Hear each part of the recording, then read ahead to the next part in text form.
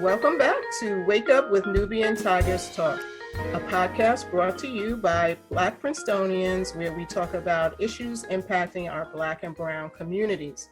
My name is Michelle Jacobs, and I'm here as always with my co-host Ray Smalls. We're back. We're back. Ray, we're back. We're back from hiatus. Hopefully you got a little bit of rest. And did you know this was our second anniversary? You know, I had no idea, but I'm really thrilled because something positive came out of COVID for us, you know, as Nubian Tigers and Tigresses. And I think this podcast was just a wonderful effort on everyone's part, because it's not just the two of us. It's everybody as part of our group they've been terrific supporting us. And who would have believed that 2 years later we're still talking about COVID?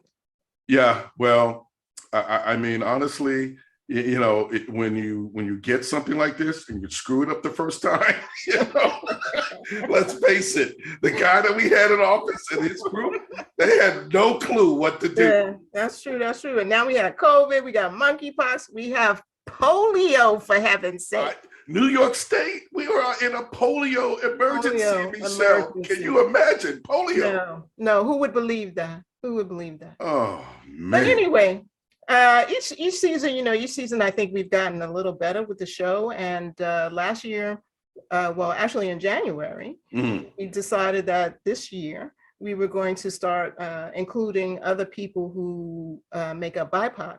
What the issues are into the show. So we've had a Latina sister from Princeton come in and talk about Latino voting. We had a Native American sister come in and talk about what's happening with COVID. Yeah, she was a pediatrician and talked about the reservation and the services. Yeah. So today, we are very fortunate to have another Princetonian, and she's going to be talking to us about the Asian American and Pacific Islander community. So our guest today, we are so happy to welcome Pat Eng. Pat Eng is the President and Chief Executive Officer of Asian Americans, Pacific Islanders in Philanthropy, AAPIP. She comes to AAPIP after serving as Chief Service Officer at the Mayor's Office of the City of New York, where she worked to deepen and expand civic engagement through volunteer and service programs. Pat has served in various positions within philanthropy and nonprofit communities. Straight out of college, while in social work school, she founded New York Asian Women's Center, the first organization on the East Coast working with battered immigrant Asian women. Pat entered the field of philanthropy at the Ms. Foundation for Women, where she innovated grant-making strategy in several areas, including early support for men's efforts to address masculinity and violence, and supporting the emerging movement to prevent child sexual abuse. Next, at the New York Women's Foundation, she launched and managed the New York City Fund for Girls and Young Women of Color, the first collaborative fund in the country focused on young women and gender non-binary youth of color. A graduate of Hunter College School of Social Work and Princeton University, Pat studied community organizing and politics. She lives on the East Coast, where she participates in several social justice giving circles. So we're very happy to welcome Pat to the show today. And you liked that Hunter part, didn't you? Well, it wasn't the high school, but okay, it's still Hunter. That's right, it's still Hunter. Well, Pat, welcome to our show. We look forward to a great conversation with you today. And do us a favor, if you would, tell us a little bit of something about your organization and what it does and how long you've been involved with it. Sure. Well, thank you. Well, first of all, thank you so much for having me here. I am so honored to be here. This actually feels kind of special, to me, right? Because for me, my closest connections while I was at Princeton were forged through, now this is going to date me, right? Forged through the Third World Center, which, has since transitioned into being the Carl Field Center. And that is where I feel like my own identity, not just as an Asian American woman, was formed, but a larger political identity, I feel, as a woman of color was so grounding for me. And to me, that was, I carry that forward in all of my work. So I really just appreciate being here. A little bit about my organization, Apip, which is Asian Americans, Pacific Islanders in Philanthropy. That's a very long name, so it's Apip for short. We're a national membership organization in philanthropy made up of Asian Americans and allies who center equity and justice, to help move money to nonprofit organizations led by and for our communities, and really all marginalized communities. So, Pat, before I go forward, tell us what are the nationalities that make up Apip? Yeah. Well, when we talk about Asian Americans overall, I mean, that encompasses, let's just say, Asians, encompass, I think, 60% of the world's population, right? So there are 48 Asian countries with actually hundreds of languages and dialects wrapped in there, right? But here in this country, Asian Americans are actually the fastest growing racial group, which we currently represent about 7% of the total population.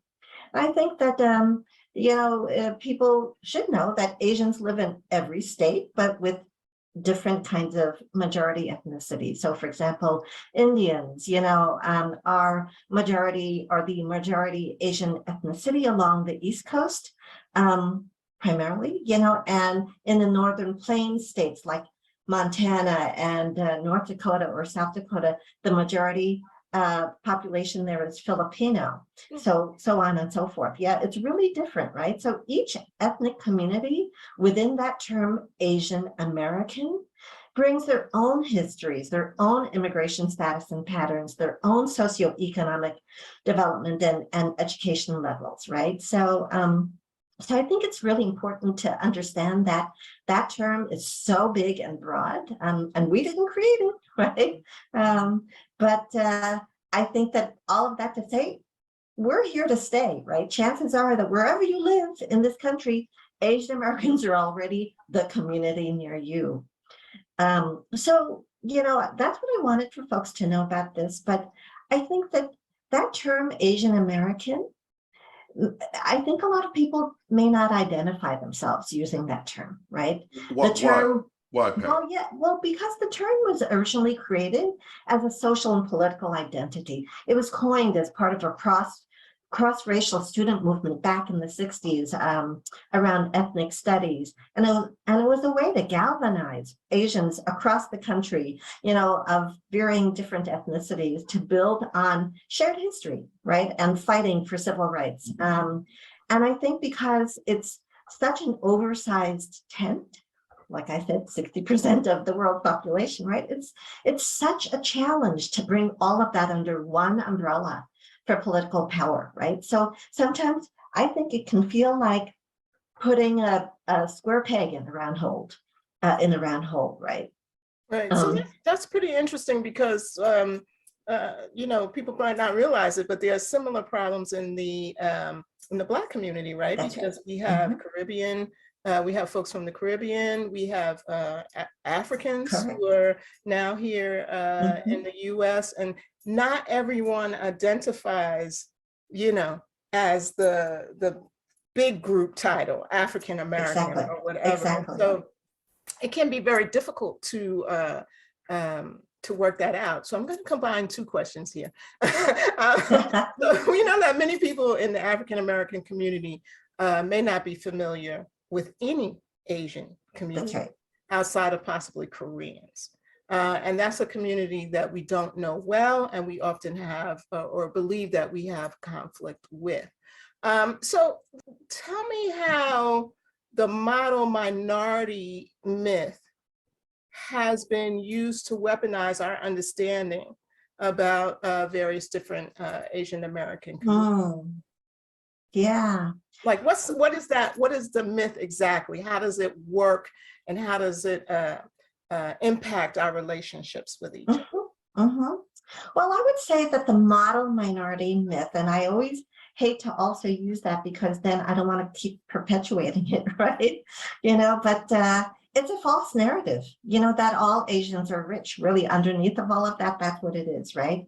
The model minority narrative casts Asian Americans as, perhaps a polite, law-abiding group that has achieved a tremendous level of success, right? Both educational and economic, than perhaps the rest of the population.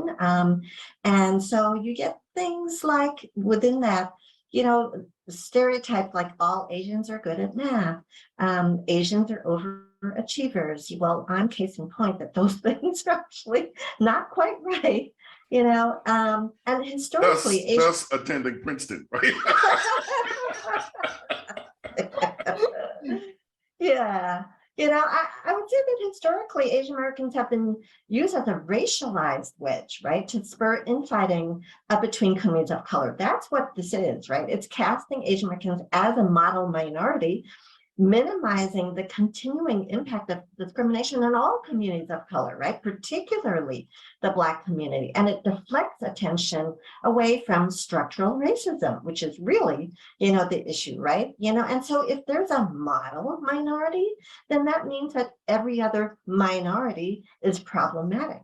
And that is the racialized wedge, right? And we can see this playing out in so many different ways, particularly around the current battles around affirmative action, and actually even more recently than that, we can see some of the parallel dynamics around the controversies, around critical race theory, right? While legislation is simultaneously being passed to teach Asian American history in different states like Illinois and New Jersey, right? So we know that who gets to tell history is being fiercely fought for. On the one hand, it's a win that Asian American history is now being mandated, right? But it can't be at the expense of dismantling teachings about race and racism, slavery, near genocide of Native Americans and the founding of this country, and so forth and so on, right? So these are really important things that we have to really together fight for. We cannot be divided. That is really, for me, the core message here. We cannot be divided, and the model minority myth is doing that. And if I might too, I know I'm just sort of going, because I'm so excited about this conversation. I think going back to this conversation too about who Asian Americans are, here's another challenge, right? I don't think that people know that Asians actually have the largest economic inequality between those at the top and those at the bottom of the economic ladder than any other racial group, right? There is an astounding 11-fold difference between the top and the bottom. And, poverty levels also vary by ethnicity and by region. For example, I think a lot of people don't even know, right? And I didn't even know that about a fourth of all Asians in New York City, for example, right, fall below the poverty line. Who knew, right? I found this statistic in 2019, the New York City government poverty measure. Asians had the dubious distinction of having the highest poverty rate of all racial and ethnic groups. And I just think that that's an example of how we just can't overgeneralize, right? Because there are significant portions of Asian American families whose income are at or below the poverty level. But the public narrative would have us believe that all Asians are rich, right? Like that movie, Crazy Rich Asians, yes, doesn't represent the lives of most Asians. Right. So that's I'm glad you pointed that out. I became aware of that before I started teaching critical race theory, because there were a series of criminal cases in Louisiana where the Vietnamese fishermen were having problems with the white fishermen in the area, which it was purely racialized, but these were poor fisher people who were trying to earn a living out there in the Gulf waters, and the white fishermen didn't want that. The other way it came up was with, and I hope I'm pronouncing this correctly, the Hmong people in Wisconsin, who were hunters, and the white folks who were hunters in Wisconsin didn't want them there, and it ended up a couple people got shot. And that's when you first started to learn about the Hmong people and where they came from, and that they didn't have a lot of money. So I think that it's really important to have these conversations so that people can understand. it's not just Japanese and Chinese. And even if it was, there's income differences and racial differences even amongst that group. But, you know, and I think that helps us understand that we're more alike in our battle against racism than we are different. So I appreciate you bringing up that point. So, Patricia, you were remarking about stereotypes earlier, and one of the things that severely impacted the Asian American community, especially here in the States, was the scapegoating of Chinese people for COVID, for COVID coming to our shores, and Trump using it as a political weapon against the community and fomenting resentment toward the Asian and Asian American communities, which led to a lot of violence in the communities and even outside of the communities. So from your vantage point, what have you seen happening on the anti-Asian violence issue? Yeah, well, it certainly, I think, brought to public attention, you know, the community in a way that I think you hadn't in a long time.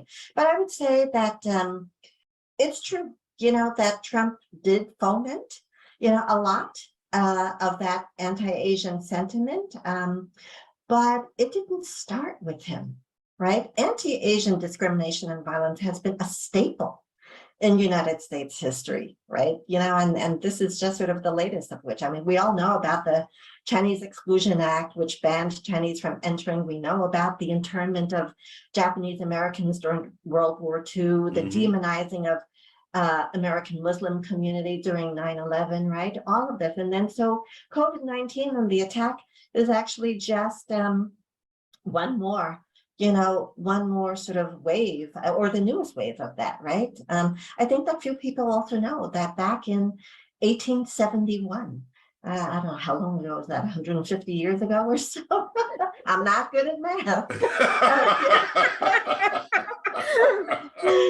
You know, a massacre wiped out like 10% of the Chinese community in Los Angeles all at once, right? It was one of the most brutal mass lynchings in US history, right? And so when you see that all of this is, so all of this to me, you know, is just part of the pattern of history here in this country, right? And so when the pandemic hit, like you said, Asians were blamed for spreading the virus. But you know, something else that I read recently that's even more disturbing, the number of people who believe, you know, still believe that Asian Americans are responsible for COVID-19 has actually gone up, right? Crazy. It almost doubled from last year to this year, you know, and I would say that we always think that we talk about communities of color as very separate and distinct, right? You know, and our experiences, but, you know, both Asian and Black Americans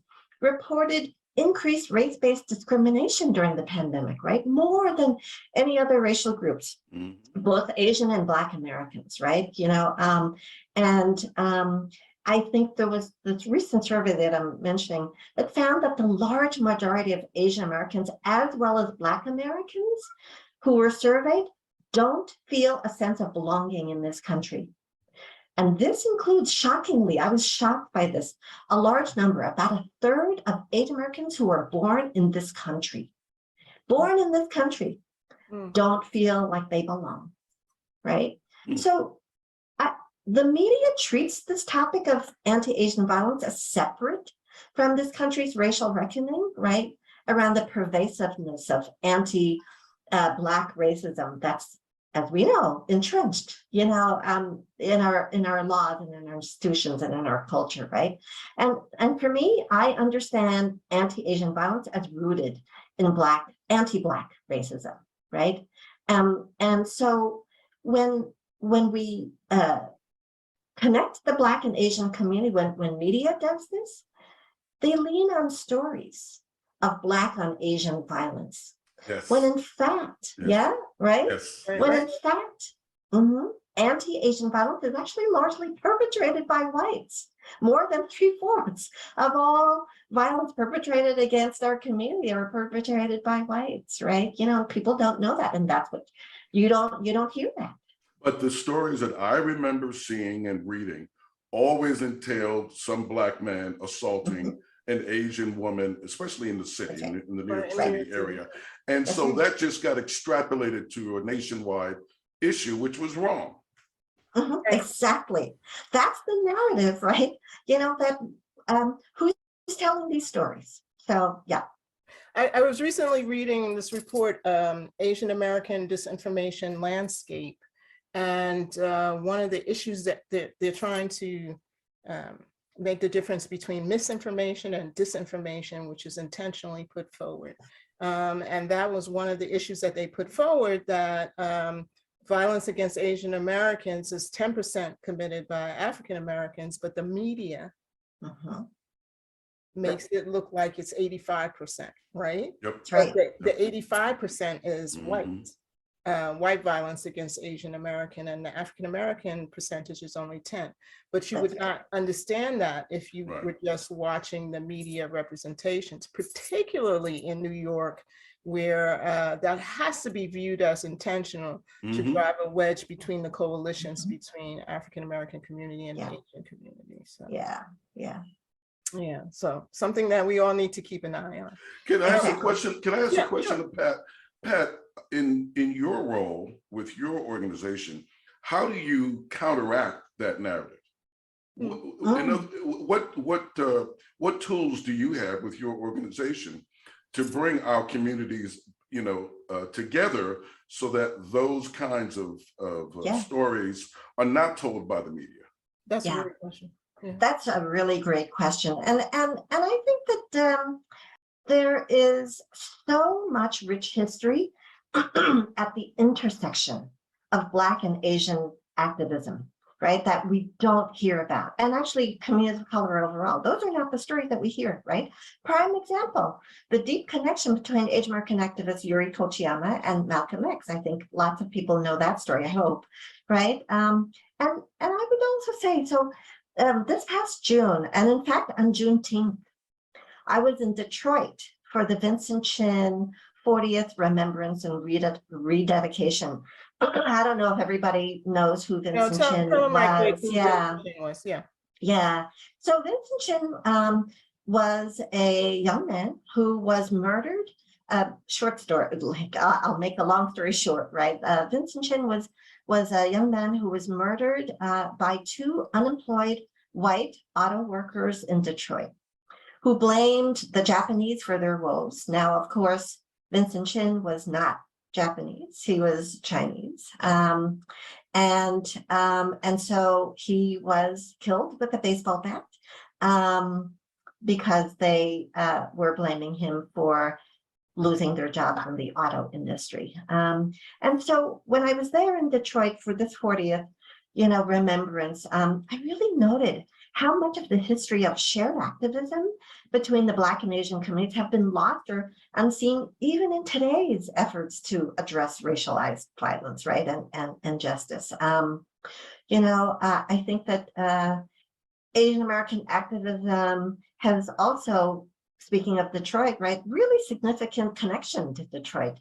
not just because of Vincent Chin, but also some people may not know Grace Lee Boggs, who put down roots with her husband, Jimmy Boggs, also worked in the auto industry. And so now the James and Grace Lee Boggs School, is there in Detroit, and their mission is to nurture, creative critical thinkers who contribute to the well-being of their communities. And these are stories that are really lost, and I want to find them, and lift them up, because I think that's the narrative that's driving us apart, right? And there is just so much that we can do together to practice, cross-racial solidarity. And that is, for me, the core of the work that we are doing, at Apip in philanthropy, to really build, those connections across, and to build that partnership and to practice, cross-racial solidarity in a way that I think feels really authentic, but might have been lost along the way in our communities. So I see that you have a National Giving Circle program that looks like it has like a youth Yep. portion. So tell me how what you're saying works with working with the youth and what is that about, and how are you trying to push that forward? Yeah. So for those who may or may not, I think most people are familiar with giving circles, right? You know, typically they are, they can be national, but they're often sort of geographically based and bringing folks together, you know, in the community to care about, you know, our communities. So Apip did have a giving circle campaign to launch 50 giving circles a number of years back. And so through that, there were a lot of different giving circles, including a youth giving circle.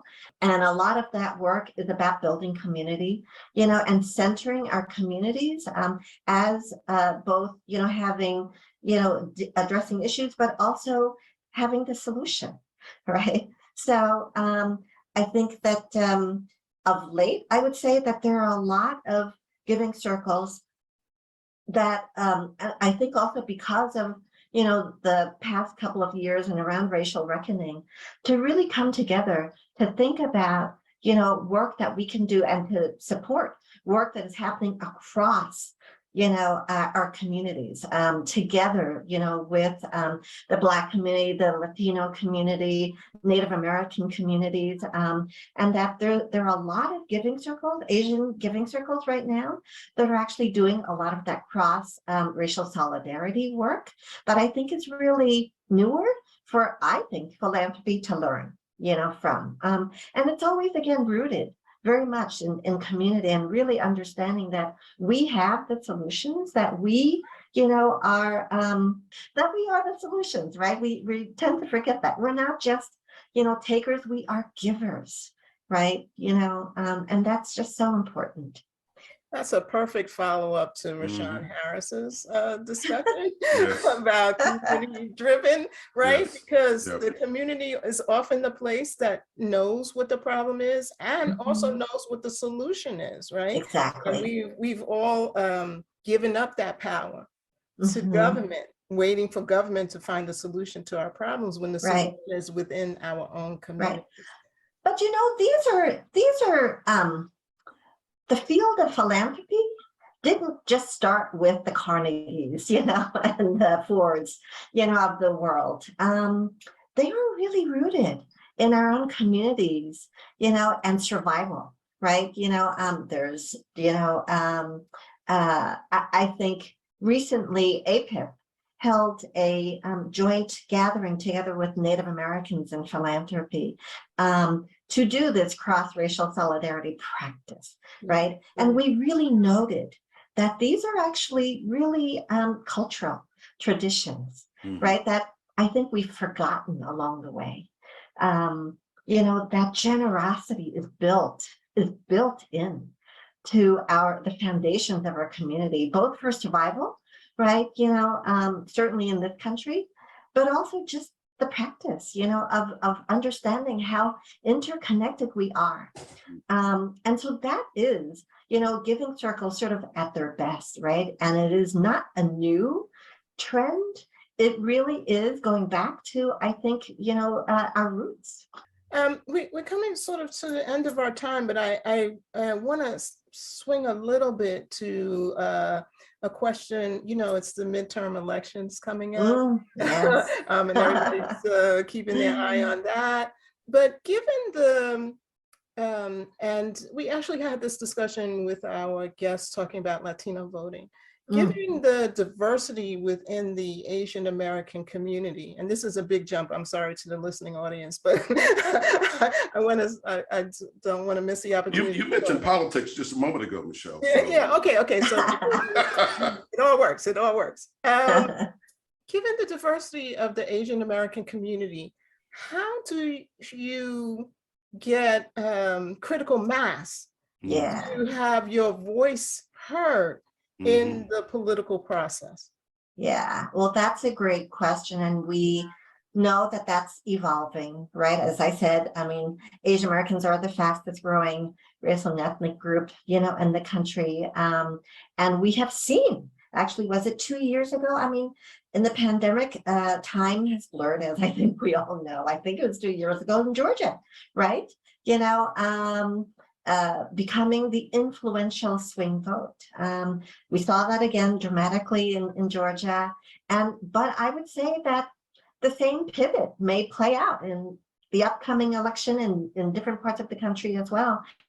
I think for too long, Asian American communities have really been ignored, right? And really now at the peril of candidates, because there are many votes, up for grabs. And I think it harkens back to what we just talked about earlier in terms of how, the news media really frames or misses our communities, along the way. In this election cycle, you typically see breakdowns of white, Black, Latino votes, right? But Asian Americans and actually Native Americans are often ignored and rendered invisible. And I think that, that really needs to change, because I think it is part of what we don't see coming, right? If you invisibilize, folks, then it becomes a surprise. But if we're smart, about it, and if folks are smart about it, you cannot continue to ignore the fastest growing, racial group in this country. So, but Pat, in your role, how do you educate your community, the Asian American community, about the importance of politics? Or,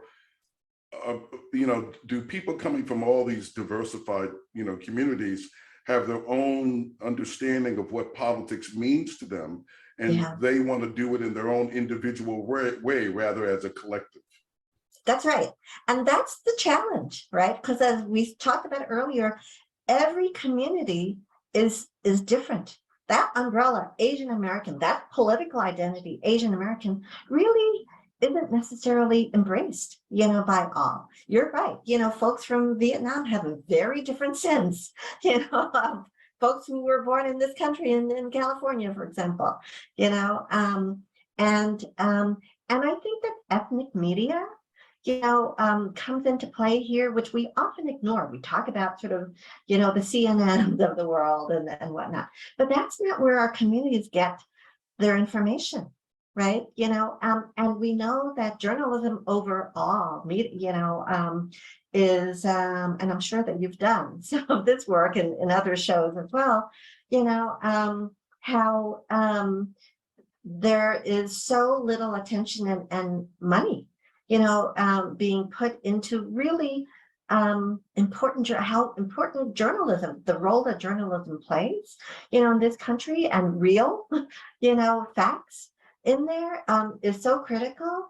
And so we forget that ethnic media, they often are also erased, alongside. But that's where our communities really is a primary news source, for a lot of new immigrant, communities, and just overall, so I just think that it's, I don't know if I'm really answering your question, but it really is, that we have to pay attention, to the community and the ecosystem that exists in the community. You can't just layer on, sort of the overarching, what we think, is the overarching narrative.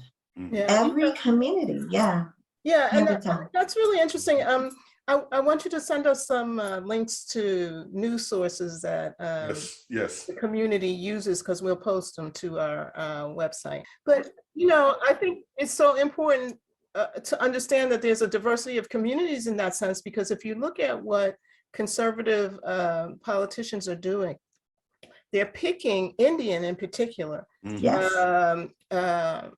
individuals to be the mouthpiece for some really conservative and reactionary policies. And so if the community that's being negatively impacted by that, those policies are looking and saying, look at the Asians, they're with the conservatives trying to right. And that's happening here, it's happening in UK, it's happening in a lot of different places. And so I think it's really, really important for us to understand this diversity issue in the Asian community. And even Rashawn was saying that, Rasan, was saying Yeah. that, He's going to be getting a call. I know he's gonna send me an email on that, but that they didn't have very many Asian applicants until the information about his company got into the Asian news sources, right? And then all of a sudden their applications tripled and quadrupled. So, you know, if we're talking about building coalitions and all that, I think we need to know what the Asian news sources are so that we can help share information that would be helpful to all of our communities. So Pat, you know, we don't let any guests go without asking them to give our listeners, what's the big takeaway? If there's one thing they get from you talking with us, what should that be? Yeah. That is a great question. There are several, and they've been repeated through here. Yeah, I would say that just be sure to, you know, that we're not all the same, right? That there is such great diversity, and so do away with the model minority myth, right? Let's not let that be the dividing factor between us. I think that we have to discover our own shared rich history and current work, you know, together. And it's a lot of work. I mean, I will also say, look, it's real to know that among people of color, those are the hardest conversations to have among people of color ourselves, you know, around race. Yeah, you know, but they're important and necessary. But we can't let that divide us, right? And the way forward, because I know that many of us are really, this is our life work. For me, it's a life work. Racial equity, racial justice is life work. It's life-changing, you know, work as well. And what we have to do is, you know, if we're going to get anywhere, it has to be that we are stronger together than divided. We know that. It ain't just a cliche. That's what we have to overcome together. And that's what I would say. That's why I think it's really exciting. And thank you for having me, because that's the core message. Don't let it divide us.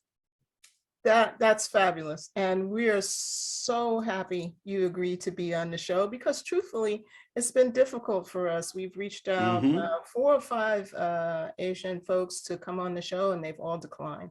So really? Yeah. Right. With a little bit of anxiety, I have to say. They just seem anxious. And I think the times, you know, the times right now, it just seems to be a difficult one, especially with, as we mentioned earlier in the show, getting through all of this stuff about stereotypes with the virus and the violence and one leading to the other, and even our communities really not understanding each other, even though, you know, we live together, we you know, we exchange goods and services with each other, but yet there's still that mystique, you know. Yeah. So it's so important that you were willing to come, and we are so really appreciative. I can't even express it to you. Thank you for having me. It's not just a willingness, it's a mandate. We have to get here. Well, Michelle, that was a great way to start season 5, Wake Up with Nubian Tigers Talk with Patricia's information. And I learned an awful lot about poverty in the Asian American and Pacific Islander community that I never knew about before.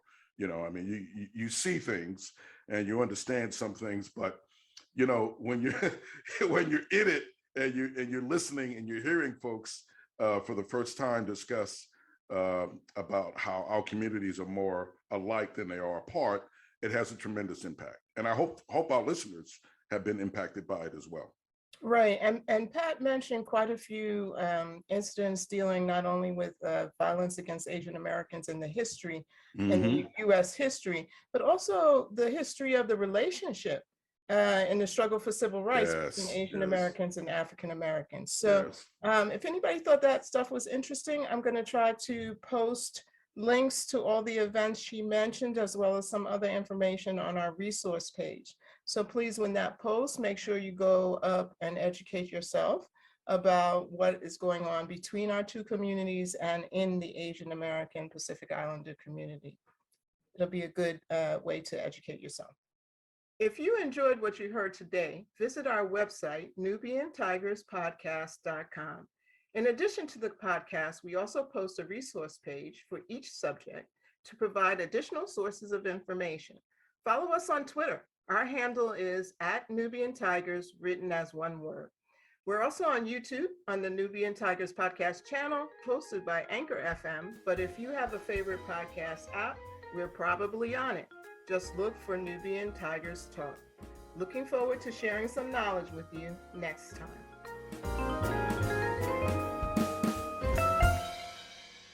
Wake up, wake up, wake up.